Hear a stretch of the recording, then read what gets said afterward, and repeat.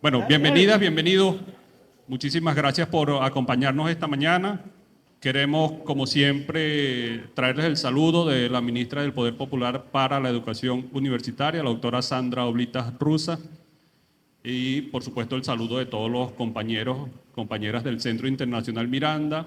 A propósito, no lo tenía pensado, pero ya que lo menciono, el sábado pasado el Centro Internacional Miranda recibió un reconocimiento de parte de la Fundación para los Derechos Humanos y el Desarrollo Social, Fundalatin, reconociendo la labor que viene desarrollando el Centro Internacional Miranda, lo cual, por supuesto, para nosotros es un honor inmenso, pero además nos compromete a demostrar que cada día merecemos ese reconocimiento y además nos compromete porque el premio, ese reconocimiento lleva el nombre del padre Juan Vives Uriá y lleva el nombre de Guido Zuleta también, de modo que es un honor, pero especialmente es un compromiso.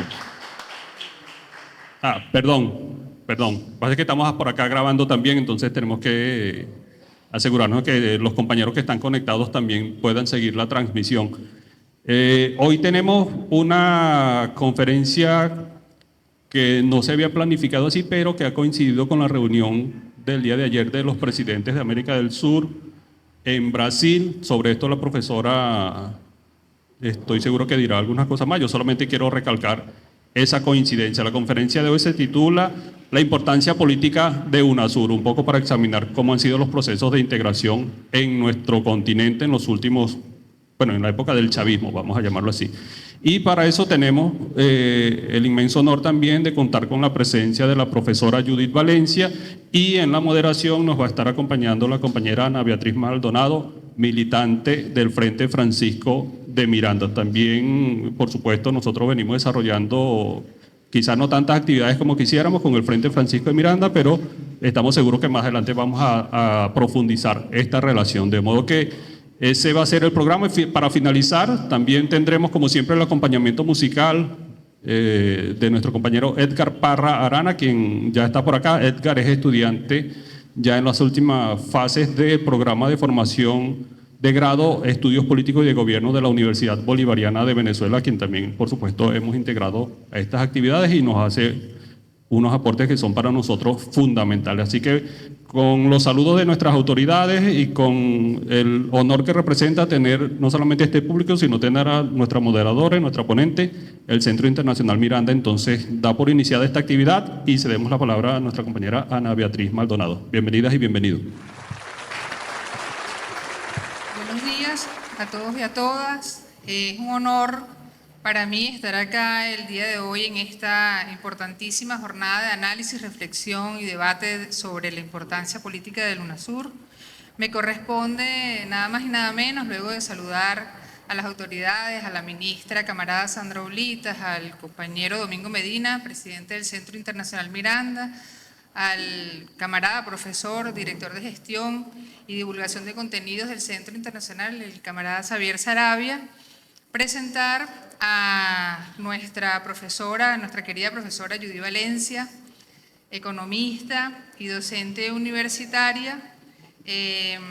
Ella misma presenta parte de su trayectoria de esta manera. Lancé la primera piedra un 21 de noviembre de 1957 en la huelga de la UCB, de la Universidad Central de Venezuela. Me monté en una tarima de aula en 1964. Desde 1957 hasta 2017 anduve por los espacios de la UCB. Desde el 57 hasta los 80 milité en grupos de izquierda ilegales universitarios y clandestinos de calle. Pero después de 1999 la militancia se volvió entre multitudes y al ritmo de Chávez. Eso le decía poéticamente una vez en una entrevista. Y bueno, parte de esos grupos de trabajo, núcleos de trabajo político de los 70, de los 80, fue Unidad Rebelde, Toma, Rebelión, en la revista Proceso Político y en el periódico Compañero. Durante y después de los 90 participa en diversos encuentros académicos y de los movimientos sociales del continente, dentro de ellos los más importantes, la campaña continental contra el ALCA. Dentro de ese tiempo constituyente, ese que ella siempre nos recuerda que interrumpe la estrategia imperial continental de una única constitución continental, es pieza fundamental de ese al carajo del ALCA, de interrumpir esa estrategia, fue y es pieza fundamental. Dentro de sus publicaciones podemos mencionar Una manera de pensar, asumir el acontecer en 1986, escrito, editado por ella misma, Anotaciones, precisiones de métodos en el 91, El personaje capital se disuelve en su territorio, Zafando el pensamiento de ataduras en Utopía y Nuestra América, La década de los 40 y el sentido contemporáneo de América, La deuda como dispositivo estratégico. De hecho, muy importante entrevista recientemente sobre la deuda, los 20 años del llamado Viernes Negro, la Comunidad Sudamericana de Naciones, la Ruta del Alba y uno de los más recientes, Papeles con Sentido. El día de hoy tenemos a la profe aquí para debatir sobre este importantísimo tema. Ella misma sugería cuál debía ser el centro, el título del debate, la importancia política del UNASUR. Y con respecto a este tema de la Unión de Naciones Sudamericanas, ella siempre nos alertó desde muy temprano sobre las premisas y aspectos heredados sobre los que no debía ni hoy en día debe partir la UNASUR. Decía, no puede partir de la Comunidad Andina de Naciones y de Mercosur, no debe partir del IRSA, no debe partir de lo heredado. Entonces, tiene mucha relevancia, además, que el día de ayer el presidente Nicolás Maduro tuvo esa importante participación conjuntamente con Lula, y nos dirá ella también, hay entonces otras propuestas como la de Petro, que anuncia que se reintegra Colombia a la UNASUR, pero propone un cambio de nombre como Asociación de Naciones Sudamericanas. Nos preguntábamos, ¿eso qué será? ¿Un club? ¿Será que nos está remitiendo a premisas anteriores? Entonces, bueno, para eso tenemos aquí de manera muy importante a nuestra queridísima profesora Judy Valencia. Judy, sin más, tienes la palabra. Sí, yo le decía a Xavier, ¿cuándo propusieron ustedes esto? Porque a mí me llamaron hace 3 semanas. Yo no sabía de la convocatoria de ayer. Ellos tampoco sabían de la convocatoria de ayer. Entonces, yo comienzo diciendo, dicen que hay que buscar la ocasión. También dicen, no dejes de aprovechar la ocasión. Esta ocasión no la pedí. Me invitaron y acepté. Hace semanas. Sin saber de la reunión de ayer, 30, en el Itamaraty, Cancillería de Brasil, en Brasilia. Entonces, la ocasión es una ocasión que yo le pediría al Centro Internacional Miranda que realmente la piense y reflexione sobre las cosas que aquí voy a decir. Estoy ante ustedes 24 horas después, pero tengo cosas que decir porque estuve allí. ¿Dónde? En el campo de batalla de Chávez, combatiendo el proyecto, los planes, la política de Fernando Henrique Cardoso, presidente para esa ocasión de Brasil, y Celso Amorín, desde el Itamaraty, que es la Cancillería brasilera, que tiene historia en América Latina. Quisiera ser posible, aquí en secreto, que Nicolás me escuchara, porque cuando él llegó a la Cancillería, el 6 de agosto del 2006, ya Chávez, en combate con Cardoso, iba ganando el debate. Él dijo ayer, muy correctamente, que él hizo el seguimiento después de la comisión de reflexión que crea UNASUR, hizo el seguimiento de la estructura de UNASUR. Eso es cierto. Pero él no sabe la batalla anterior. Y la batalla anterior en este momento es políticamente muy importante. Por eso pediría, oye, que le llegara a escucha de Nicolás. Porque Chávez iba ganando el debate sobre UNASUR como Unión de Naciones Suramericanas, desestructurando la Comunidad Sudamericana de Naciones, CSN de Cardoso.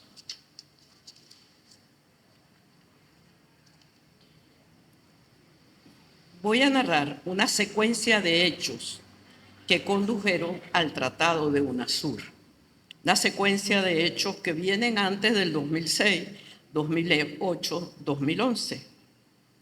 Quienes buscan volver atrás pregonan que el mundo es otro, que por eso hay que volver para atrás, que no son los tiempos de la conjunción Chávez-Fidel, ni de Evo, ni de Correa, ni de los Kirchner, ni de Ortega, ni de Tabaré Vázquez, ni de Lula.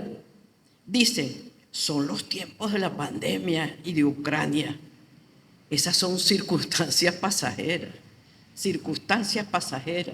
Como circunstancias no pueden ser el núcleo para trazar la estrategia. Sí, el mundo es otro, se asoma, diseñan, aparece un mundo pluripolar, derrotando la crueldad del mundo de la Segunda Guerra, del imperio unipolar apoyado en la OTAN, en el Fondo Monetario Internacional, en el dólar y la Reserva Federal, de un capitalismo occidental que acompaña su expansión con una estrategia racional de exterminio intencional en nombre de la libertad, diseñada en políticas a nombre de la libertad y de los derechos humanos. Falsa política que pretende universal la cultura occidental capitalista. Sí, el mundo se fue haciendo otro, allá y aquí. Es cierto, el mundo es otro, pero no por la pandemia y por Ucrania. No, el mundo es otro.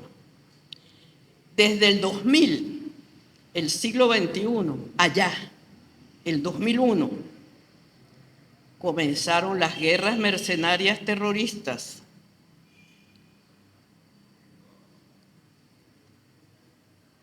Poniéndose careta, y que antiterrorista. Afganistán, Irak, Libia, Siria, para hablar nada más que de las de mayor duración.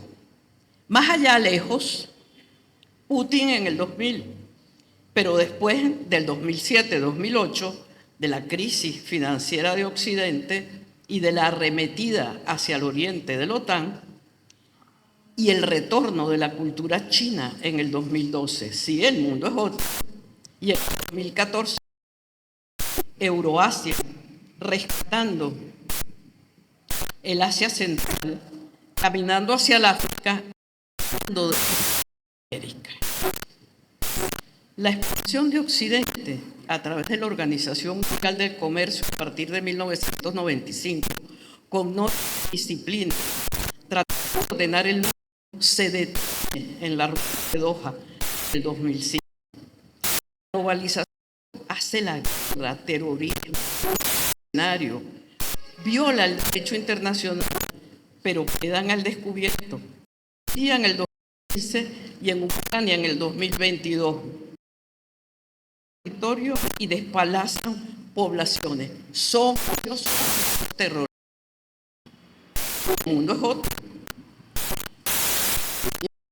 Los foros empresariales de Davos que eligen gobiernos en Occidente no logran derrotar las culturas de los pueblos originarios milenarios que luchan por rescatar su soberanía, su ser, según su nombre.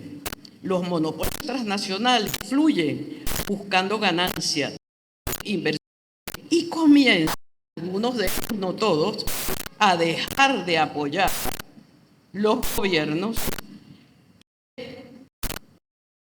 a Washington, a la Unión Europea y al otro.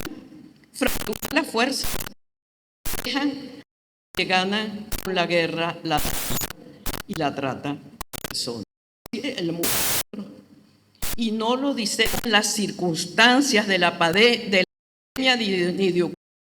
Esas son circunstancias que ponen dudas de echar leña a la intención del exterminio, del significado, del odio.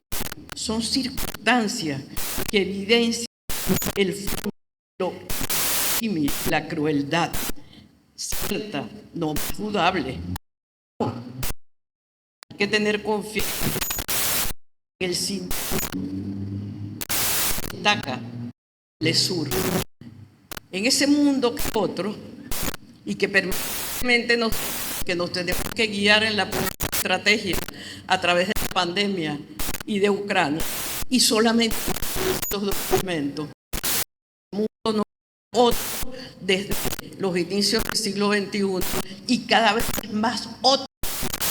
Segunda guerra.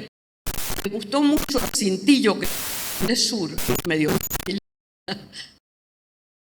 que escogió Telesur, palabras de Nicolás, que el cintillo que destaca Telesur, de palabras dichas por Nicolás en Brasil ayer, dice así: la nueva época de solidaridad, unión y crecimiento la estamos construyendo con la fortaleza de los pueblos del sur, con certeza de la victoria. ¿Por qué me gustó? Por la palabra solidaridad, unión y crecimiento. No habla de integración y desarrollo. Tengan eso pendiente porque después voy a volver. No hablan de integración y desarrollo. Habla Nicolás de solidaridad, unión y crecimiento, y que su construcción es con la fortaleza de los pueblos del sur, con certeza de victoria. Por algo Telesur señaló ese cintillo y lo tuvo todo el día presente. Porque hay que remarcar las diferencias entre integración, unión, desarrollo y crecimiento. Y terminan la reunión de ayer con una carta de consensos y un grupo de contacto que en 120 días debe decir algo. Entonces, el mundo es otro, y ese es el preámbulo a entrarle al caso de UNASUR. Entonces, sí es otro, pero no es otro por la pandemia y por Ucrania, no, es otro porque en el siglo XXI se fue construyendo otro, y el proceso bolivariano y Chávez tuvieron mucho que ver con ese otro.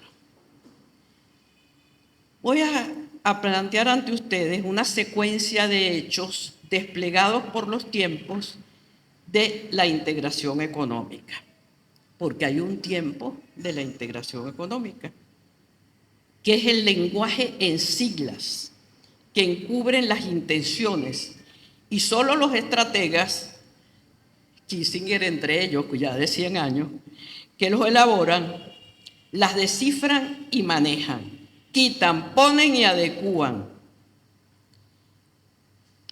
y generan todo un crucigrama de acertijos. Recordar algunos tiempos clave. Por ejemplo, un tiempo clave que siempre se nos olvida, que la doctrina de la OEA es la doctrina anticomunista que adoptaron en 1954 en la 10ª conferencia. Entonces, todas sus políticas han de ser anticomunistas. La Alianza para el Progreso, que era la reestructuración del Estado con su política de contrainsurgencia.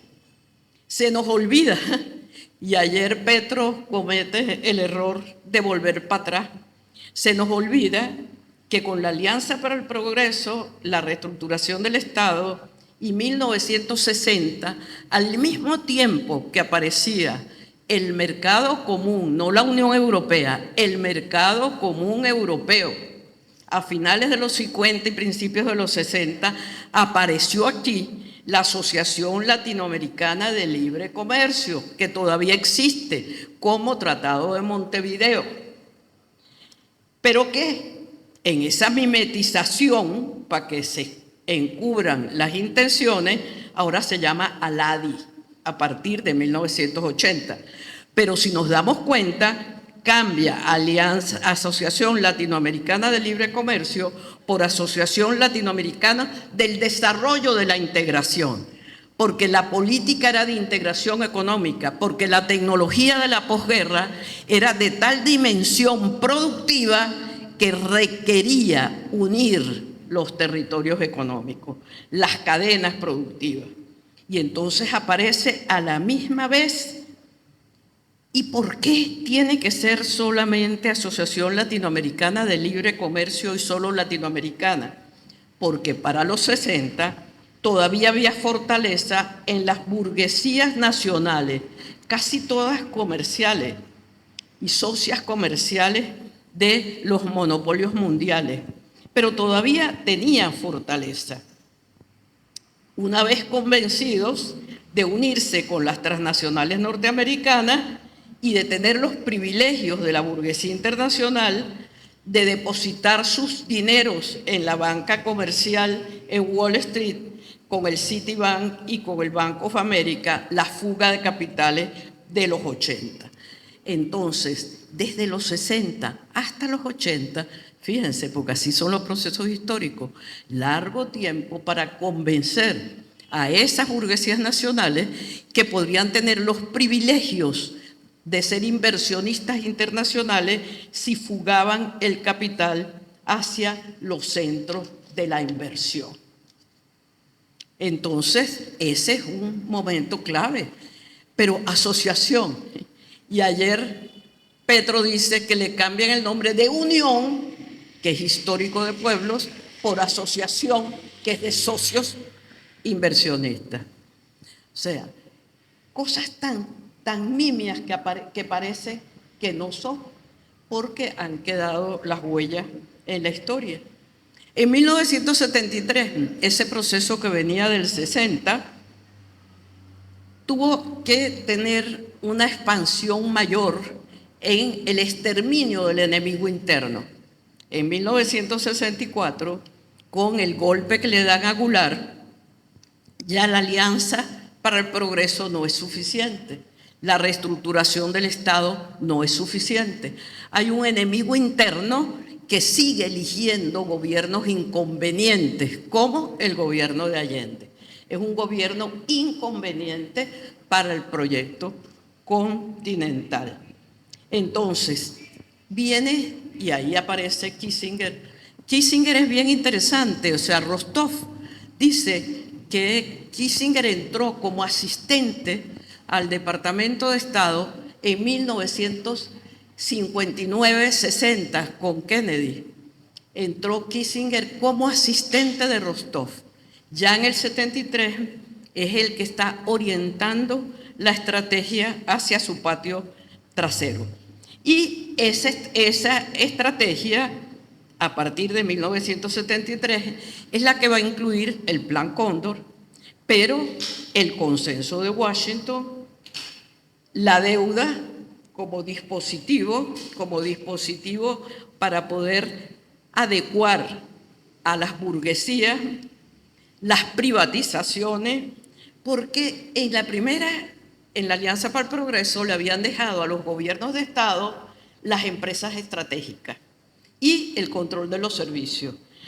Ya en el 73 eso no puede ser, eso ha de desaparecer, y por eso en el consenso de Washington viene: endeúdate. Si me endeudo, no tengo con qué. Se endeudan unos y otros, los ricos, como el periodo de Carlos Andrés y el petróleo, los pobres, como el mismo periodo de Bolivia. ¿De acuerdo? Entonces, importante. Entonces, aparece en el 73 el Plan Cóndor, pero aparece también el consenso de Washington, porque esas estrategias trabajan en todos los campos. No solo hay que exterminar al enemigo interno, sino también hay que adecuar y convencer a los inversionistas. Pero viene otro elemento bien interesante. ¿Qué pasaba? La OEA solamente estábamos nosotros. ¿Qué sucedió?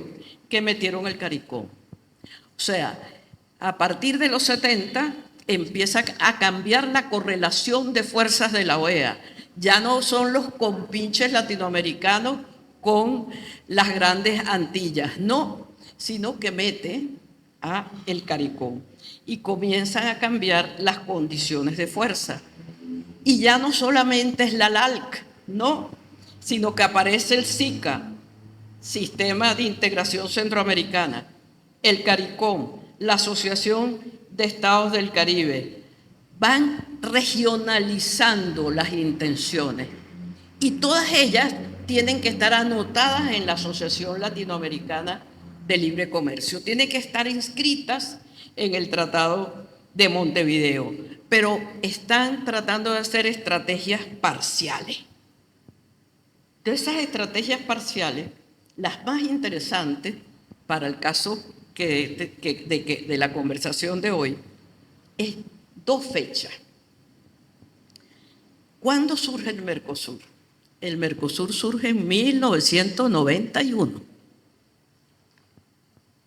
Ya está caído el muro, ya está disuelta la Unión Soviética. No es anterior, no es anterior.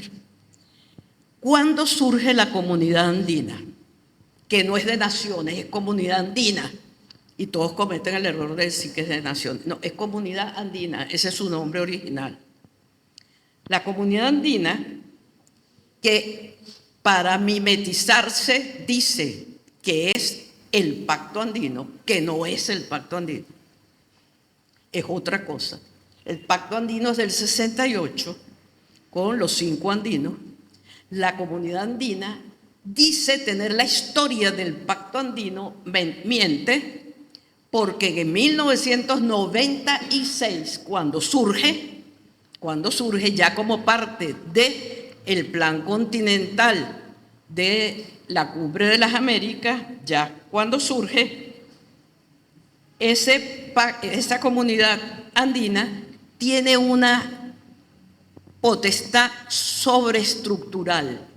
El secretario de la comunidad andina, lo que decide el secretario de la Secretaría de la Comunidad Andina, se hace ley y no pasa por los parlamentos. Entonces la comunidad andina tiene ya una especificidad que va a tener también la Unión Europea. La Unión Europea la va a tener después. Primero la tiene en el 96 la comunidad andina y después la va a tener la Unión Europea. La Unión Europea la va a tener a partir del 2000, ¿de acuerdo? Y por eso una troika los gobierna. Una troika gobierna a los pueblos de la Unión Europea. Lo mismo es el caso de la comunidad andina. Entonces, ya para 1994, el proceso que había empezado en 1964 con la caída de Goulart, y fíjense que es la caída de Goulart, es saco a Brasil. ¿Qué hicieron ahorita en UNASUR? Saco a Brasil. Claro, porque Brasil es el emporio, es el núcleo, ¿de acuerdo? Es el grande, ¿de acuerdo? Entonces saco a Brasil. Lo saco en el 64. Después lo saco a partir del 2014-2016 con todo el caso de Dilma y de Temer y de Bolsonaro. Lo saco. Por eso, como el susto que tienen de que lo vuelvo a meter. Pero ahora lo meto con Cardoso, que era el que estaba antes. O sea, fíjense ustedes cómo hay un juego de elementos a nivel del rompecabezas que son los que yo pienso que hay que tener presente. Por eso digo, Nicolás llega en el 6 de agosto del 2006 y ya el proceso de la pista que ha tomado Chávez en relación a su batalla con Cardoso desde el 2000, es muy importante saber cuál es el origen del proyecto Cardoso y cómo Cardoso regresa con el nuevo Lula. Entonces, En el 94 piensa el imperio unipolar que lo tiene todo listo para acá, para la reestructuración del sistema interamericano, con una única constitución hemisférica continental que le da libertad plena al inversionista. El inversionista logra personalidad de Estado, los mismos privilegios que tienen los gobiernos de Estado, los va a tener el inversionista. Los foros empresariales, por eso es que ustedes oyen que primero se reúne Davos y después el G7, los foros empresariales se van a montar encima de los gobiernos de Estado y van a ser los negociadores de la política. Pero aquí hay un dato muy importante. Cuando nosotros lo descubrimos en la mesa de negociaciones del ALCA, nos quedamos en una sola pieza. No sabíamos qué era lo que estaba pasando. Resulta ser que en la reestructuración del sistema interamericano de 1994, que firma por nosotros Caldera y que es Clinton el presidente de los Estados Unidos, resulta ser que compartían la copresidencia de las negociaciones del ALCA. La copresidencia la compartían Estados Unidos y Brasil, no Mercosur, Brasil, Estados Unidos y Brasil. Cuando llega Lula en el 2003, todavía no se ha dado cuenta que él es copresidente. Se va a dar cuenta en el 2004, que está en la copresidencia con los Estados Unidos. Es decir, que está compartiendo el grande del norte con el grande del sur, comparten la reestructuración del sistema interamericano. La reestructuración del sistema interamericano elimina hasta los ejércitos, porque está el ejército del Comando Sur, que es el que nos va a resguardar a todos. ¿De acuerdo? Y está la OTAN, que es lo que nos va a resguardar a todos. Por eso es que la OTAN se ubica en Colombia. Entonces, Brasil comparte la copresidencia en el comité de negociaciones. Ajá. ¿Y quién estaba cuando eso se decidió? El presidente era Fernando Henrique Cardoso. ¿Y quién estaba en Itamaraty? Celso Amorín. ¿Con qué forma parte de ese proyecto? La Comunidad Sudamericana de Naciones. La Comunidad Sudamericana de Naciones, CSN, que plantea adecuar la convergencia de todo este cuento que les estoy echando. Todas esas siglas se juntan, todas esas siglas. Y esa es la estructura de la Comunidad Sudamericana de Naciones, manteniendo la estructura operativa y de apoyo como órgano a la Organización de Estados Americanos, a las Naciones Unidas, a la CEPAL, al Banco Interamericano de Desarrollo, a la Corporación Andina de Fomento y al TIAR. Si mantiene todos los organismos que fue tramando desde la década de los 60 en la estrategia del exterminio interno y de la adecuación de nuestra institucionalidad hacia la cumbre de las Américas. Y a eso le suman, acuérdense que la cumbre comienza en el 94, y le suman en el 95 la Organización Mundial del Comercio. A través de la Organización Mundial del Comercio, cuando llegábamos a las negociaciones, lo primero que decían es: declaramos que todos somos miembros de la OMC. O sea, primero había que ser miembro de la OMC para después negociar la reestructuración continental, porque eran las normas y disciplinas que nos iban a adecuar, Entonces, en la primera y segunda cumbre de las Américas se está ordenando todo eso y Cardoso es el copresidente con los Estados Unidos de todo ese proceso. Chávez va a llegar a la tercera cumbre, que es la de Quebec. Ahí es cuando va a llegar Chávez. Chávez va a llegar el 17 de abril del 2001 a la tercera.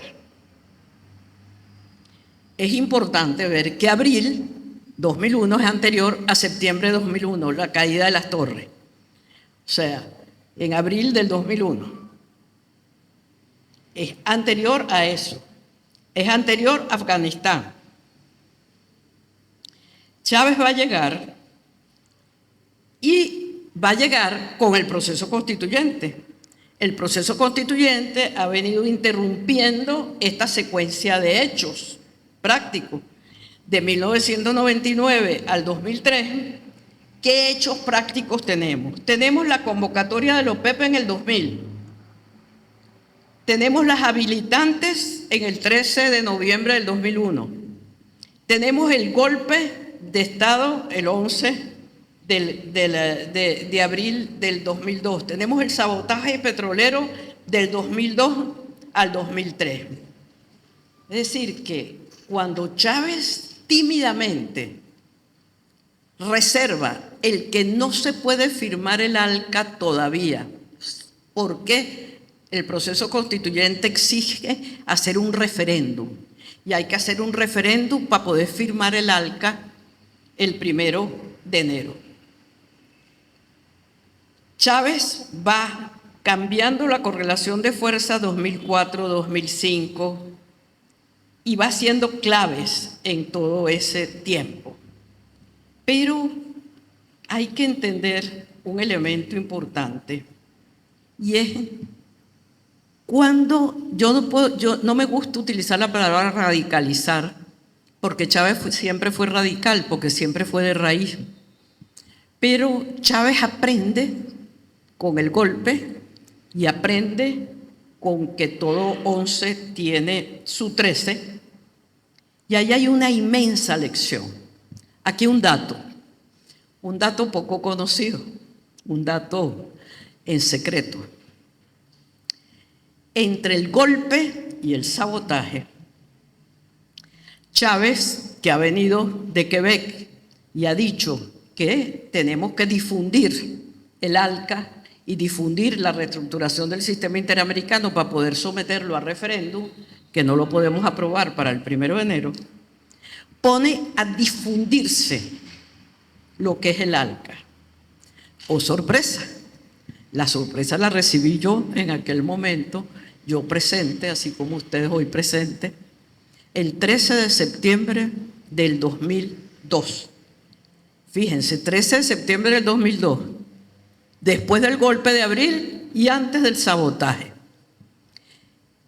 ¿Quiénes se ocuparon de la tarea de difundir el ALCA para que el pueblo aprobara o no aprobara? En la mesa, así como está la Ana ahí sentada, en la mesa estaba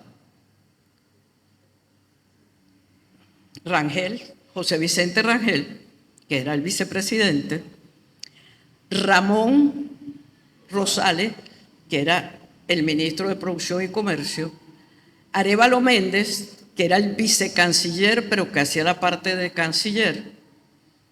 ¿Y quién nos hablaba? Charles Shapiro, embajador de los Estados Unidos. Fíjense la correlación de fuerza. 13 de septiembre, en la sede de la Tahona de PDVSA. Felipe Pérez era ministro y yo le pedí colearme y me dio un ticket y me coleé. Yo lo vi, yo tuve el programa. O sea, estoy diciendo un dato certero de cómo estábamos perdidos en el espacio. Y por eso es que no podemos estar perdidos en el espacio. Tenemos que tener todos los elementos. Entonces, ¿qué comienza a hacer Chávez?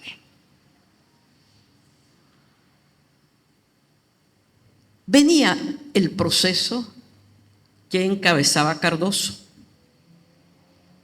con Brasil a la cabeza, para adecuar una comunidad sudamericana de naciones a la reestructuración del sistema continental. Es decir, ¿cómo vamos a entrar allí? Después van a ver unos mapas y se van a dar cuenta de cómo se pierden las fronteras en ese proyecto. Y Chávez va a revertir ese plan. Leo, para que no se me escape nada, lo que se aprobó en Guayaquil. Y lo aprobamos nosotros también, el 2 de agosto del 2005, y lo firmó Ali Rodríguez. Y dice así: la minoría oficial anota la declaración de Cusco del 8 de diciembre de 2004 como fecha fundacional de la Comunidad Sudamericana de Naciones, heredera de resoluciones anteriores.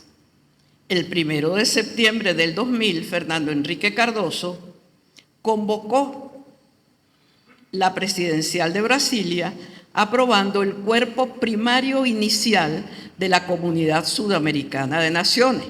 Alerta, ojo, conteniendo la iniciativa para la integración de la infraestructura regional sudamericana, que es lo que se conoce como el IRSA, identificando 10 grandes ejes de integración y desarrollo. La agenda prioritaria de la Comunidad Sudamericana de Naciones quedó aprobada en Guayaquil el 2 de agosto del 2005 en reunión de cancilleres. Ali Rodríguez por nosotros. ¿Por qué leo esto? Para ver la importancia política de UNASUR. ¿Por qué? Porque Chávez, para Chávez el 2005 y para todos nosotros, es un año clave, no solamente en la política interna, porque aprendió con el golpe y el sabotaje, se deslastró y echó a andar, y se puso de la mano con Fidel a partir del 2004 con las misiones. O sea que es un año clave para adentro, pero es un año clave para afuera también. Y de septiembre a noviembre en el 2005, en septiembre en Brasilia se somete a debate la Comunidad Sudamericana de Naciones, que había sido aprobada en Guayaquil. Chávez, en un histórico discurso, que ojalá lo encontrara Mario o Diosdado y lo pusiera, un histórico discurso, Chávez dice en la reunión de presidentes: CSN me suena CNN, y el nombre nombra y es importante. O sea que ese pelón de Petro ayer es terrible y el nombre es importante. Y Lula pide que se mantenga la UNASUR. CNN, el nombre nombra y es importante. No debe darse la convergencia de lo institucionalizado en el proyecto imperial. Así habló Chávez. Pospone el debate porque allí no logra, lo tiene que posponer. ¿Por qué lo tiene que posponer? Porque Celso Amorín le dice: presidente, su canciller aprobó eso. Y él se voltea y le dice: Ali, tú lo aprobaste, pero yo no lo he discutido. O sea, así es como se manda. Y eso está grabado. Eso está grabado. Y están los personajes. Es Celso Amorín el que interrumpe a Lula y le dice, y Lula, para que no haya pleito ahí, dice: traslademos la decisión para diciembre en la próxima reunión en Brasilia. Y lo trasladan para diciembre. Pero ¿qué sucede dentro de ese septiembre y ese diciembre? Que el 5 de noviembre los presidentes de Mercosur y Chávez no es que entierran el ALCA, no, sino que interrumpen el ALCA. Y sale una declaración con 2 versiones. Nunca antes en ninguna reunión de las cumbres habían salido 2 versiones. Entonces la derrota no es total, sino que hay 2 versiones. No hay una correlación de fuerzas total en relación al ALCA. Y eso es historia, y eso había pasado el 5 de noviembre. Cuando vuelven en diciembre a Brasilia, Chávez tiene en su haber la desaparición por la vía de declaración de la correlación de fuerzas de apoyo del ALCA, y entonces vuelve a plantear la discusión y se aprueba una comisión que estudia y trabaja todo el 2006 el tratado el Tratado de Constitución de UNASUR. Durante todo el 2006 se discute el Tratado de UNASUR. Entonces, eso es historia. Entonces, en diciembre deciden nombrar una comisión de reflexión que durante el 2006 elaborará el Tratado Constitutivo de UNASUR. Y el 6 de diciembre del 2006 en Cochabamba, con Chávez ya con la fortaleza de que está reelecto, porque es el día después de la elección, con Evo, presidente de Bolivia, todavía no ha llegado Correa, todavía no ha regresado Ortega, ¿de acuerdo? Deciden allí que sí es UNASUR. ¿Y qué va a hacer Chávez? Corriendo. En abril va a establecer el primer consejo, el Consejo de Energía en Margarita, y comienza a correr UNASUR previo a la aprobación de los parlamentos del tratado. O sea, pico adelante, ya estaba la primera estructura del proceso. El Tratado de UNASUR lo debaten los parlamentos y el 15 de septiembre del 2008 en Santiago de Chile se reúne UNASUR por primera vez y será su primera acción política contra la injerencia imperial de un país miembro. ¿Por qué? Porque apoya al gobierno de Bolivia en contra de la secesión pretendida en Pando. Entonces, allí saca las garras UNASUR, ahí se muestra la fuerza política de UNASUR, obliga Chávez con su picardía, obliga a la Bachelet a que convoque, porque la Bachelet era la presidenta pro tempore. Entonces, de septiembre del 2008 a junio del 2009, la contrarrevolución jugará a resentir a UNASUR y pondrá a prueba la acción del ALBA en UNASUR. Entonces, esos son elementos que el Centro Internacional Miranda tiene que estudiar, tiene que poner a estudiar. ¿Por qué? ¿Por qué? ¿Cómo actuaba y quiénes eran los miembros del ALBA que actuaban políticamente en UNASUR? ¿Cómo se mueve? Porque el ALBA puedo pertenecer y puedo dejar de pertenecer, no es obligatorio. ¿De acuerdo? Puedo entrar y puedo salir. ¿Cuáles eran las correlaciones de fuerza que permitieron y que siguen generando la gran importancia de UNASUR? ¿Cómo empieza la arremetida? La arremetida es muy interesante porque es una arremetida en donde voy probando hasta dónde puedo llegar. Y es una arremetida que comienza en el 2008 y que va a terminar ¿con qué? Va a terminar no solo con la destitución de Zelaya, que era miembro del ALBA, con la destitución de Fernando Lugo, que era una pata importante de UNASUR. No, sino que llega hasta Dilma, llega hasta Brasil y vuelve a sacar a Brasil del juego.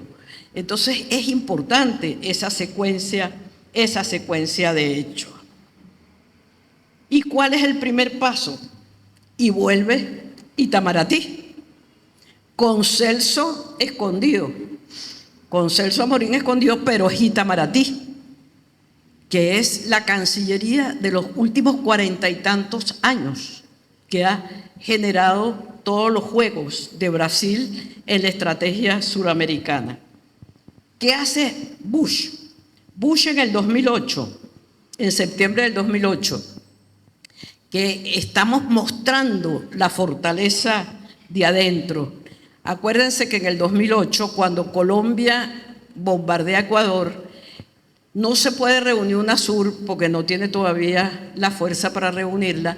Reúnen al Grupo de Río y a la OEA y logran que Uribe recule.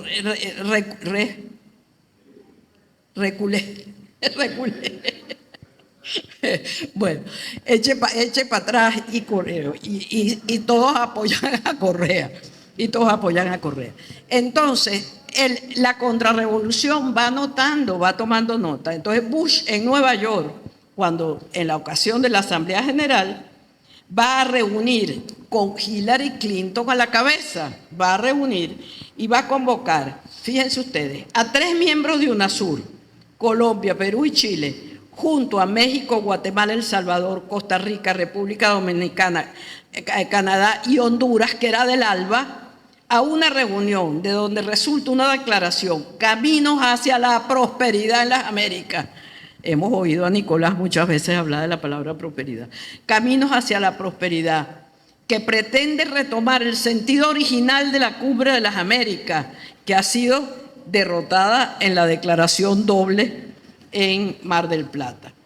Persigue perforar el ALBA y resistir los avances constitutivos de UNASUR, porque todavía UNASUR está pasando por los parlamentos para que pueda actuar. A la misma vez, reviven a Itamaraty, a Brasil, y retornan en ese mismo 2008 a los términos de integración y desarrollo. Y convocan a una primera, sacan de la manga una primera cumbre sobre integración y desarrollo. Y hacen unas multicumbres. Esos son los detalles que los investigadores no ven. Una multicumbre.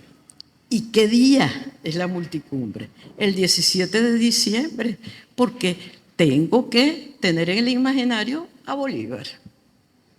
¿De acuerdo? Entonces, el 17 de diciembre, Itamaraty, en Salvador de Bahía, convoca a 3 cumbres a la misma vez. 3 cumbres a la misma vez. Y esas 3 cumbres van a tener lugar. Y ahí empieza a aparecer de nuevo la palabra integración y desarrollo, que estaba olvidada desde la Asociación Latinoamericana de Libre Comercio. Eso estaba olvidado.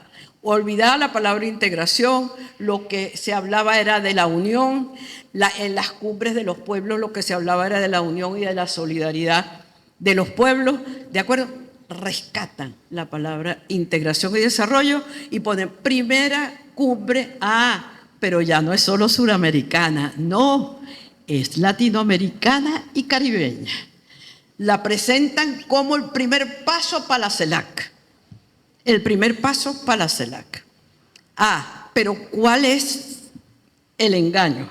Ya leo, para no irme por la...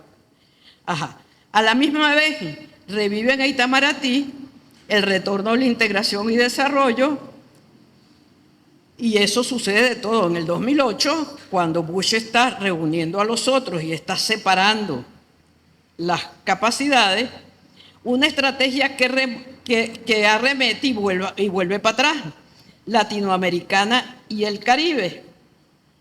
La primera cumbre de América Latina y el Caribe sobre integración y desarrollo.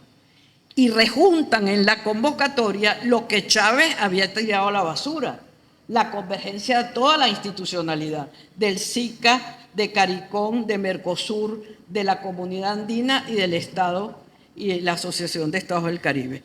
Lo vuelven a juntar todos, son todos convocados y lanzan una carnada. Si yo hago aquí un juego, seguro que nadie va a saber cuál fue la carnada que nos lanzaron. Aparece convocado el Grupo de Río. El Grupo de Río es un dispositivo político, es un mecanismo de consulta y concertación política formado en diciembre de 1986 por los miembros de Contadora con injerencia en Centroamérica. Entre sus haberes se anota la elaboración para la Organización de Estados Americanos de la Carta Democrática Interamericana. Es un grupo que nace en 1986 y que en el 2000 hace una compilación de sus principios y se presenta como novedad en Veracruz en 1999, y su objetivo es la vigencia plena e irrestricta de las instituciones y el Estado de Derecho, aspirando al multilateralismo y al derecho internacional. Solo acepta, y aquí volvemos a Quebec, solo acepta la democracia representativa y de partidos. Y eso está en el consenso de Cusco del 23 de mayo del 2003, que tiene una doble reserva de Chávez. Chávez en el 2003, cuando le presenta ese papel, el Grupo de Río hace una doble reserva, porque no acepta la democracia representativa, sino la protagónica, y no acepta que sea de partido. Ajá. Pero ¿qué va a hacer el Grupo de Río? Que incorpora a Cuba. A Cuba en el próximo periodo le van a exigir elecciones de partido. Cuando la misma CELAC se lo va a exigir. Porque el Grupo de Río se subsume en la CELAC a partir de esta movida. Entonces, ¿qué hacen en esa cumbre? Bienvenida Cuba. Ahora Cuba es parte del Grupo de Río, es parte de Latinoamérica y el Caribe, no quiere ser parte de la Cumbre de las Américas porque no quiere ser parte de la OEA, pero la meto con el Grupo de Río. Entonces, fíjense ustedes lo clave del 2005, fíjense ustedes la inteligencia de la arremetida estratégica. ¿Contra qué cosa? Porque esa estrategia va a actuar ¿contra qué? Contra Petrocaribe, no solamente contra UNASUR, contra el ALBA, no solamente contra UNASUR. ¿De acuerdo? UNASUR está en su proceso de debate, pero Petrocaribe y el ALBA han nacido con nociones maravillosas. ¿Y por qué Brasil decide ir más allá de UNASUR sin que los miembros de UNASUR hayan formalizado su cuerpo permanente ni todos haber ratificado el tratado fundacional? ¿Por qué se atraviesa Itamaraty en el camino del 2008? Cuando Chávez viene dando palos y cuando Chávez con las decisiones del 2005 internamente y regionalmente está dándole la ocasión, que la vimos ayer, porque es una ocasión maravillosa. Yo voy a concluir leyendo el preámbulo de UNASUR. Ayer, 30 de mayo del 2023, la realidad nos respondió. Itamaraty sigue en su estrategia, sigue luchando por imponer su propuesta, incluida en la reestructuración del sistema interamericano, en la Cumbre de las Américas, en el ALCA, en el Plan de Berber. Fernando Enrique Cardoso y Celso Amorín están actuando como operadores de la política continental. Sin hablar de convergencia, convergen, dejando sin lugar como inexistentes los avances en principios de UNASUR. Ya escribía Alan Wagner en la Comunidad Andina, cuando era secretario general en diciembre del 2004. ¿Qué decía Alan Wagner? La Comunidad Sudamericana de Naciones será la quinta potencia mundial. Será un gran programa de desarrollo, descentralizando la descentralización de nuestros países y a través de la creación de economías regionales descentralizadas en las áreas de influencia de los grandes ejes de integración y desarrollo suramericanos, se construirá a través de la convergencia progresiva. Vamos a ver,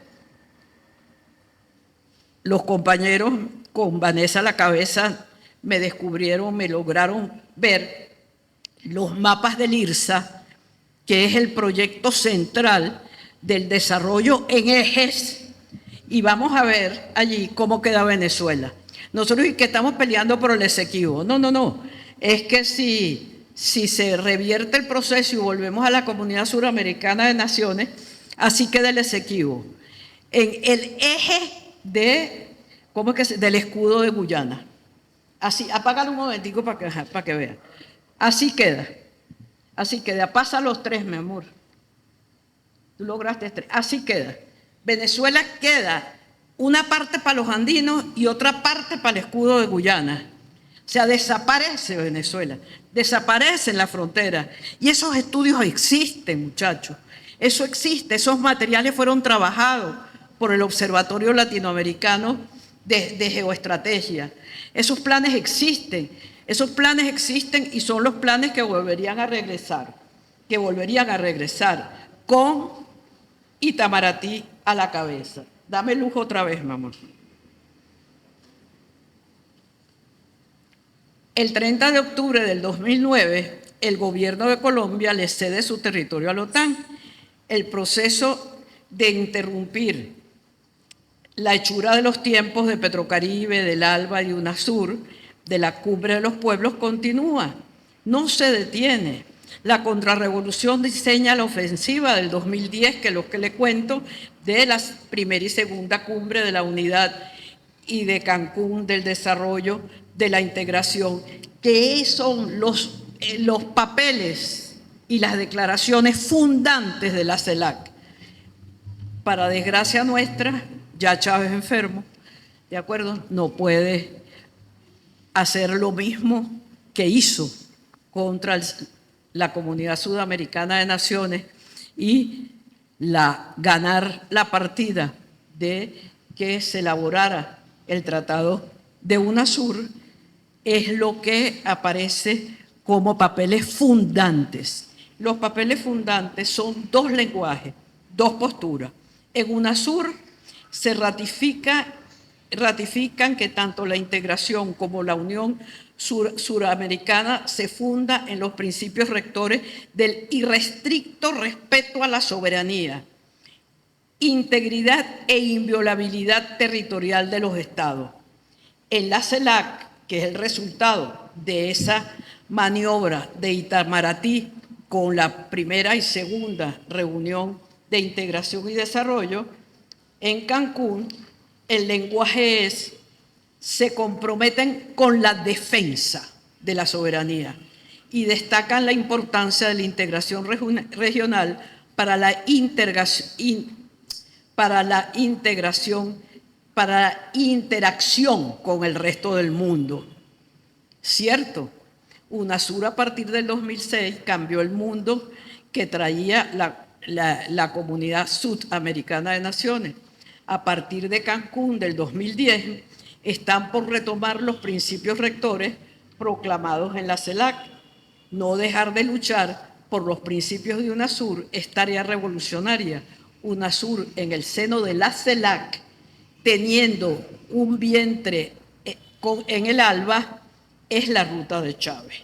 O sea, ya no podemos dejar de quitar los papeles fundacionales de la CELAC. Pero si mantenemos el Tratado de UNASUR, mantenemos al interior de UNASUR, que son 12 contra 33, en el vientre de 33, las nociones. No debemos dejar de luchar por mantener el acontecimiento estelar del tiempo de conjunción de Chávez y Fidel. Y termino leyendo el preámbulo, solamente unos párrafos del preámbulo del tratado que me parecen realmente importantes. Fíjense que ellos comienzan, el preámbulo comienza, dice: apoyados en las historias compartidas y solidarias de nuestras naciones, multiétnicas, plurilingües y multiculturales, que han luchado por la emancipación y la unidad suramericana, honrando el pensamiento de quienes forjaron nuestra independencia y libertad a favor de su unión y la construcción de un futuro común. Fíjense todos los elementos que entran en ese primer párrafo. Pero entonces viene el enemigo y dice: inspirada en las declaraciones de Cusco, de Brasilia y de Cochabamba, suma las derrotadas por Chávez más las inspiradas por Chávez. No importa, ahí está la lucha entre fuerzas, Afirman la determinación de construir una identidad y ciudadanía suramericana y desarrollar un espacio regional, convencida, y usan permanentemente las dos palabras, integración y unión. O sea, todavía están en lucha las dos, pero están las dos. No está una sobre la otra, sino están las dos juntas. Integración y unión suramericana son necesarias para avanzar. Y la mejor es cuando dicen: ratifican que tanto la integración como la unión se fundan en los principios rectores de dos puntos. Y pongan atención para que vean cómo es la pelea en cuanto a las nociones que sostiene la vigencia de este tratado. Irrestricto respeto a la soberanía, integridad e inviolabilidad territorial de los estados. Por eso Colombia y Brasil se tuvieron que salir de UNASUR para poder proyectar el ataque sobre Venezuela, porque eran miembros de esa noción. No es la defensa de la soberanía, no es que te ataquen y después yo te defiendo. No, no, no. Es que yo firmo el respeto irrestricto a que no te puedo atacar. Solidaridad, cooperación, paz, democracia, participación ciudadana y pluralismo. Derechos humanos, invisibles e interdependientes, reducción a las... O sea, ven que hay una riqueza en la presentación de la confrontación entre nociones que hay que mantener, ¿de acuerdo? Entonces, bueno, con eso concluyo y explico un poco a qué volveríamos. Fíjense que volveríamos, apaga aquí un momentico, mamá. Volveríamos a... porque eso es lo que es el desarrollo. Fíjense cómo queda Venezuela. ¿Qué pasa con nuestro oriente? Nuestro oriente se lo lleva a Brasil. Si nosotros no estamos conscientes de eso, ¿qué pasa? En la primera reunión Lula-Nicolás acuerdan de nuevo prestarle el apoyo eléctrico a Roraima. ¿De acuerdo? Perfecto. Eso es cooperación y solidaridad. Pero el proyecto que trae Itamaraty con los ejes de desarrollo y de integración haría al tiempo, yo no estaré allí, pero algunos de los jóvenes de ustedes estarán y todos deben luchar porque eso no acontezca. Esa Venezuela queda hacia allá, queda en todo ese escudo guyanés. Entonces, ¿qué es lo que está apostando Guyana y está apostando? A que todo eso pueda llegar a suceder. Entonces no hay pelea del Esequibo, no hay integridad territorial, no hay territorio Venezuela, no. Cambian la frontera y esos estudios existen.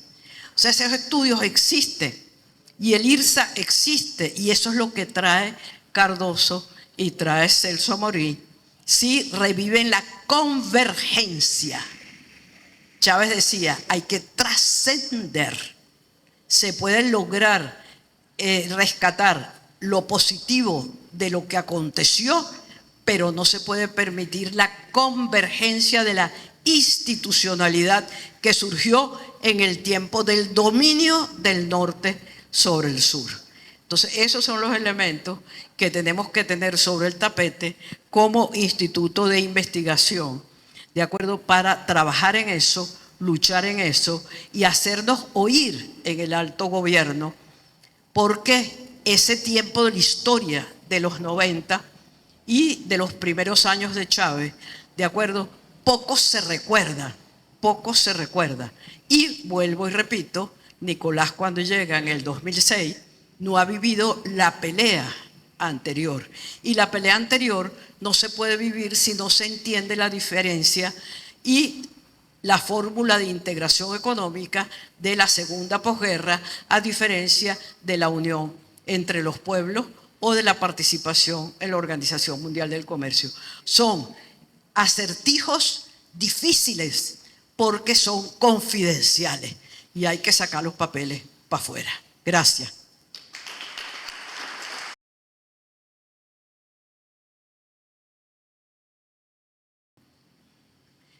A partir de la dimensión del Tratado de UNASUR en el 2006, ¿cuáles son los cambios que han surgido en Latinoamérica? Bueno, a partir del 2006, por supuesto que son los cambios tanto en positivo, en todo el periodo del 2006, en el caso venezolano, hasta el 2014, pero a partir del 2014, no solo Venezuela, y eso es un elemento de que siempre nos vemos es al ombligo, no solo Venezuela ha sido atacada por el imperio, no. Si recordamos todo lo que pasó Dilma en Brasil, la convulsión en Brasil, si recordamos el regreso de Macri en la Argentina, si recordamos los pueblos en el 19 en la calle, si recordamos el golpe a Evo, de acuerdo, sanguinario total, si recordamos la no paz de Colombia, o sea, son muchísimas las cosas que han pasado a partir del 2006.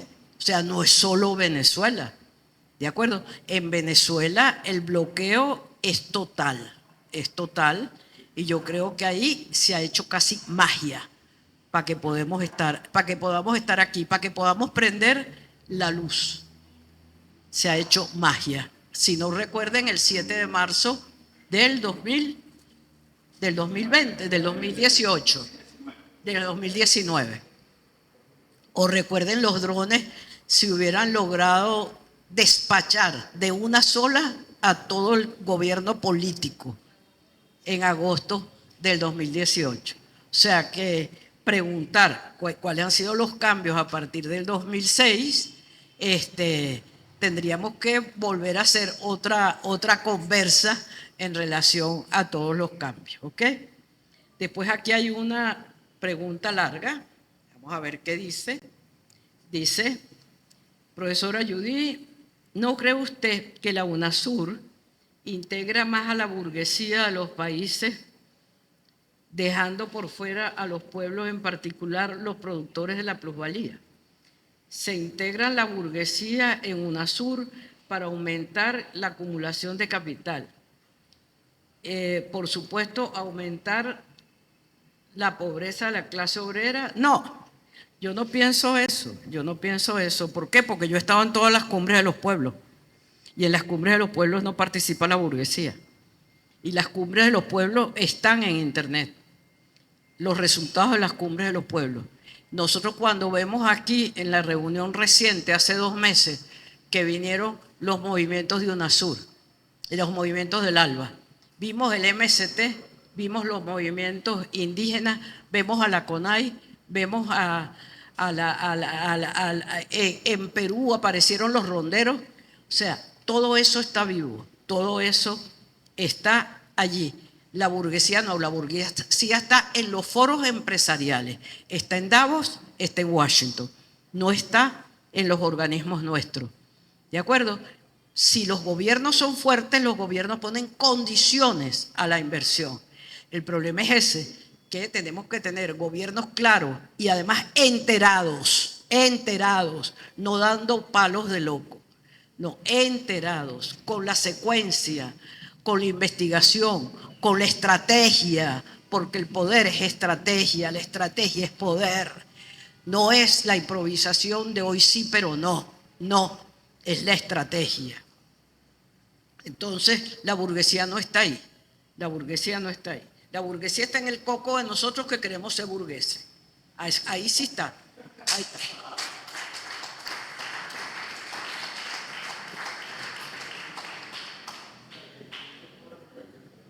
Aquí una compañera dice, mi impresión firme y categórica es que hasta que el presidente Petro no pase por la prueba de fuego de un golpe de Estado o de un intento de magnicidio, para mí es una ficha consciente o inconsciente del imperio. Magali, yo no diría que es una ficha consciente o inconsciente del imperio. Fíjate, porque son maneras tan sutiles del manejo. Ahorita yo tengo al lado a Ana, pero Ana podría ser otro personaje que influya sobre mí. Yo tengo a Ana que la conozco, ¿de acuerdo? Entonces puedo tener confianza en ella. Pero de repente me aparece alguien que no sé quién es y se transforma facilitador y me facilita todo. Yo he tenido ejemplos de esos maravillosos. Son facilitadores mundiales, ¿de acuerdo? Y eso es lo que acontece. Si no nos forjamos de verdad, para no traicionar, y nos forjamos de verdad con el seguimiento de lo que los pueblos dicen, ahí no hay para atrás, Y eso es lo que le falta a Petro. O sea, entonces a Petro lo están rodeando y el imperio sabe cómo rodearlo. El imperio sabe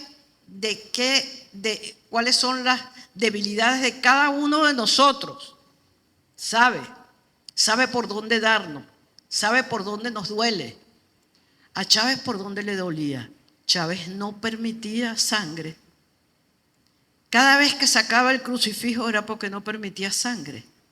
¿Por qué? Porque como soldado le tiene pavor a la guerra. Se prepara para la guerra, pero le tiene pavor a la guerra. ¿De acuerdo? Y por eso Nicolás sigue con la primera prioridad, es la paz. Porque es la paz nuestra primera prioridad. Pero entonces dice, pero es que vivir pobre no es vivir en paz. Es cierto, pero vivir en guerra no se puede ser pobre, rico o medio pobre, ¿de acuerdo? Y es guerra, es muerte, es socavarnos, es vaciarnos. Así que yo pienso que el Petro, sí, yo lo siento débil, pero también siento que el proceso de Colombia es demasiado recho. Es demasiado recho. Es que le da la mano a uno y le cortan la mano a los otros. O sea, es demasiado difícil. Porque recuerden ustedes, exacto, son demasiados años de resentimiento. Yo tengo una nieta que me explica y me dice, mira, Gigi, pero es que, ¿cómo pensaba la FARC hacer un partido? ¿Quién iba a votar por ellos? Si ellos también desplazaron al pueblo, ¿quién iba a votar por ellos? Es un error, porque hay mucho resentimiento contra uno y contra otro. Y entonces cuando uno escucha eso, uno entiende que yo no la entendía, la Comisión de la Verdad. Yo no la entendía, me parecía una pila de bolsa, ahí sentado. Claro, y es que está sanando las heridas. ¿De acuerdo? Es un mecanismo de sanación. Entonces, la cosa es complicada. O sea, pobre Petro, pero ¿qué es lo que hay que...? Esto. Pero hay que ayudar a Petro, ¿en qué sentido? ¿Cómo podemos nosotros hacer sentido? Ustedes que tienen los aparaticos esos que yo no tengo. Petro, no te equivoques, no es asociación era la de libre comercio de los burgueses para la integración. Habla de unión, respeta el nombre de unión, hagan campañas en relación a eso y no critiquen a Petro. No, ayúdenlo a entender de qué se trata. Ayúdenlo a entender que la palabra asociación es de socios, no es de unión, como no es la de integración. Entonces den la pelea a ustedes en esos términos que parecen tontos. No son tontos, porque tienen a Fernando Enrique Cardoso y a Celso Amorín atrás. ¿Y quién era Fernando Enrique Cardoso? Que eso se me escapó. Fernando Enrique Cardoso era el héroe bello del grupo de la teoría de la dependencia, porque era precioso. ¿De acuerdo? Era precioso, tenía todo el mundo detrás. Y él con Teotonio, con Aníbal, con Celso Furtado, con todos ellos, elaborando la política de la teoría de la dependencia. Entonces, ahí está la inteligencia del imperio. ¿A quién pescó? No pescó a cualquiera. Pescó a uno desde la izquierda para que le organizara el proceso a partir de los 90. No es cualquiera. Y Celso Amorín no es cualquiera. Celso Amorín no solo ha sido canciller, ha sido ministro de la Defensa también. ¿De acuerdo? Entonces, esos son los elementos que como investigadores tenemos que hurgar. No podemos basarnos solamente en fórmulas generales. Aquí hay otra que dice, parece que hay dos sectores que deben interactuar para garantizar que los países de América del Sur en conjunto logren metas económicas, políticas y sociales. Por un lado, Venezuela, Brasil, Maduro, Venezuela, Brasil, Petro, Arce, Fernández, Arturo, Venezuela, y por el otro, Boric y compañía. ¿Hasta qué punto las diferencias políticas e ideológicas pueden atentar contra el crecimiento de UNASUR? Fíjate, Boric está solamente 4 años. Entonces, ¿cuál es la política allí? Oye, es que la izquierda sigue perdiendo, y sigue perdiendo en el mundo.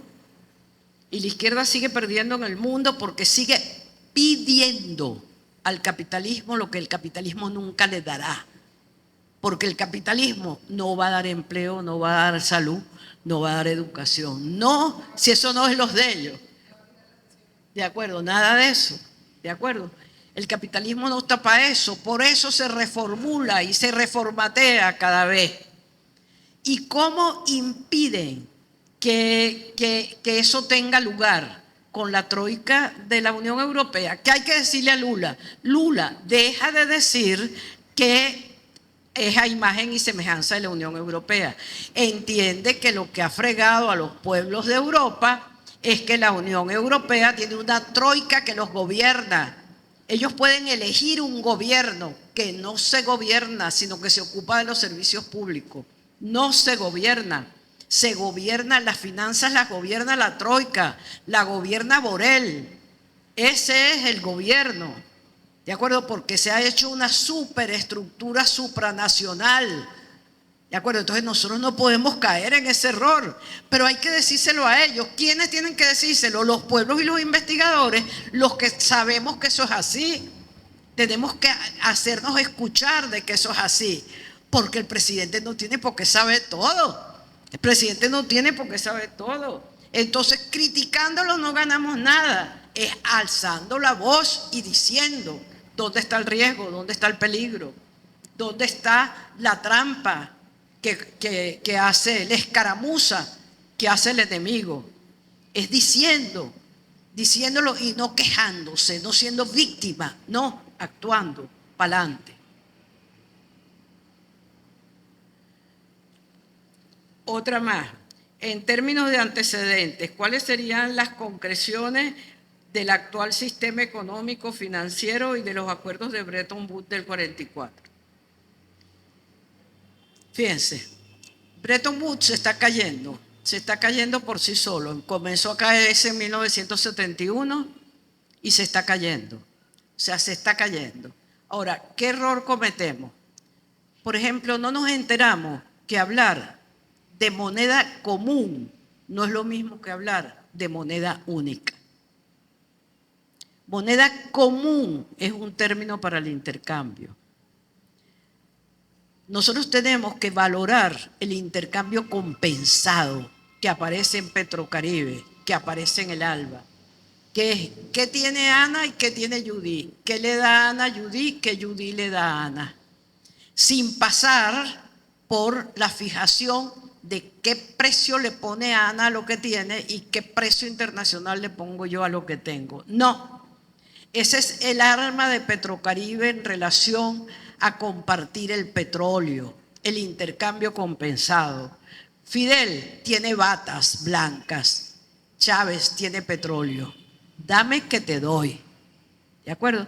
Entonces el intercambio compensado sin pasar por la fijación del precio internacional rompe la madeja, rompe el tejido. Pero esos son los elementos que tenemos que conversar entre nosotros para hacer fuerza con esas nociones hacia afuera, de la importancia. ¿Por qué van contra Petrocaribe? Van contra Petrocaribe por eso. Cocinar con leña no es lo mismo que cocinar con gasoil o con gas, porque me deja tiempo libre, porque me incorporo a la vida. ¿De acuerdo? Poder asfaltar en la calle para poder conectar una aldea con otra en las islas del Caribe, ¿de acuerdo? Es sopesar la unión entre aldeanos de unas y otras. Entonces es importante. Que no son sino 100 y pico barriles nada más, no son millones de barriles, no, son 100 y pico. Pero ¿por qué el enemigo está contra eso? Por el carácter político de la noción. Es una noción política que yo compenso contigo sin pasar por el mercado, por el precio internacional. Eso lo planteó el Che como debate en 1963. lo planteó el Che, encerrémonos nosotros y tengamos una comisión que nos conecte con el exterior. No dejemos que nosotros nos conectemos con el exterior. No. Entonces, bueno, ese tipo de cosas. Entonces no es Bretton Woods. Hay que saber que Bretton Woods existió. Hay que saber que Bretton Woods es un instrumento que nos dominó, que hizo que el mundo estuviera. Pero hay que saber también que Bretton Woods está totalmente caído, que lo alimenta la OTAN, que lo alimenta la trata de blancas y que lo alimenta la trata de personas y que lo alimenta la droga. Eso es lo que hay que saber, que son las tres funciones. Entonces hay que estar con Putin y no hay que estar contra Putin. No, pero como Putin no es comunista, marxista-leninista, no estoy con él. ¿De acuerdo? Y así está la izquierda europea. ¿De acuerdo? Entonces, ¿para dónde vamos? Y así está la izquierda latinoamericana progresista. ¿De acuerdo? Porque nosotros no somos progresistas, nosotros somos de raíz, nosotros somos de verdad. ¿De acuerdo? Entonces, eso es importante, ¿ok? Entonces, hay que saber que Bretton Woods existió, en los grupos de trabajo con el pueblo hay que explicarle qué es Bretton Woods, pero no asustarlos con Bretton Woods, porque justamente Bretton Woods está cayendo. ¿De acuerdo? Y una última que dice, ¿dónde se le consultó al pueblo para ceder estos territorios? Estos territorios, no. Esos territorios están matando a todos los grupos indígenas, a todos los grupos indígenas de la zona de la Amazonía. Entonces, Lula va a convocar para la OTCA, que es la Organización del Tratado Amazónico, en donde Venezuela es parte también. Son 7 los países latinoamericanos que pertenecen a ese tratado. ¿De acuerdo? Entonces, ¿qué es lo que hay? Cancillería tiene que llevar esto y no esconder esto, tiene que llevar esto, que es información que existe de investigadores reconocidos en América Latina, que es todo el grupo que dirige a Néstor Ceseña desde la UNAM en México, ¿de acuerdo? Que tiene estos estudios que son de verdad, ¿de acuerdo? Tiene que decirlos, denunciarlos y decir, estamos peleando por el Esequibo, pero mire dónde está el Esequibo, mire para dónde va el Esequibo. ¿De acuerdo? Entonces tenemos que vincular toda esa información, articular todo ese conocimiento, ¿De acuerdo? Porque y el pueblo lo que tiene es que hacer multitud movilizado. O sea, el pueblo no se tiene que sentar en las mesas, no. El pueblo lo que tiene es que hacer presión. Tiene que estar en la calle, no puede salir de la calle. Y tiene que estar informado de por qué está en la calle, ¿de acuerdo? Por qué está en la calle y a qué lugar hacer presión. Pero no quiere decir que porque no esté sentado en la mesa, no esté. No, si lo que tiene que estar es en la calle. Porque en la calle es donde está la sabiduría, es donde está el conocimiento, no en la mesa que debate. Y eso es lo que no sabemos hacer, no hemos aprendido a hacer. Y además, se reúnen escondidos. Bueno, tenemos que descubrir dónde se reúnen. Si hubiéramos sabido que esta reunión iba a tener lugar ayer, yo vengo a hablar la semana pasada. ¿Verdad, Xavier? Pero no sabíamos. ¿Por qué? Porque no tenemos vasos comunicantes de información, de cuando están, de los tiempos reales, de cuando acontecen las cosas. Tenemos que tener información de los tiempos reales. Pero si no tejemos nosotros y no nos montamos nosotros en construir esa información, ¿de acuerdo? Y se lo respondo a mi comandante Veneno. Comandante, un aplauso a ti. Gracias por estar aquí.